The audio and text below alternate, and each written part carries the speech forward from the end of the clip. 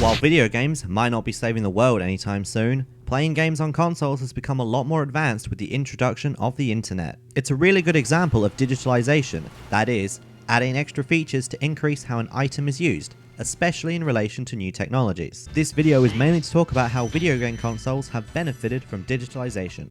If you never played a game on the original PlayStation since it was released back in 1995, you've been missing great games such as Spyro the Dragon and Crash Bandicoot, who really liked running away from giant boulders. Back in the early 2000s, playing a game on console was simple. Load the game up and you were good to go with your 1 MB memory card. Nowadays, however, playing on consoles has gained a lot of different features, such as having a 2 TB memory, which is a huge amount compared to the original PlayStation. To play many games that are released nowadays, you'll need an internet connection to either connect to servers to play with others or to get updates to make the game better. The Xbox One, released back in 2013, is no exception with the amount of features the internet has added.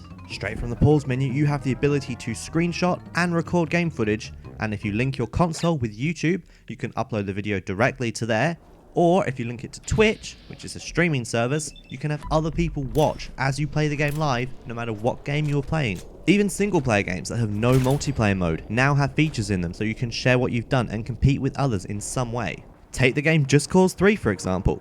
While there is no way to interact with other players, you compete against the other players' scores when you do certain activities in the game. From the in-game menu, you can see the scores to beat, or you can send a request to someone else to try and beat what you have done. And that's just on a single player game. Other franchises, such as Halo and Grand Theft Auto, have fully embraced the digitalization of video games. And right from the menu, there is an option for multiplayer.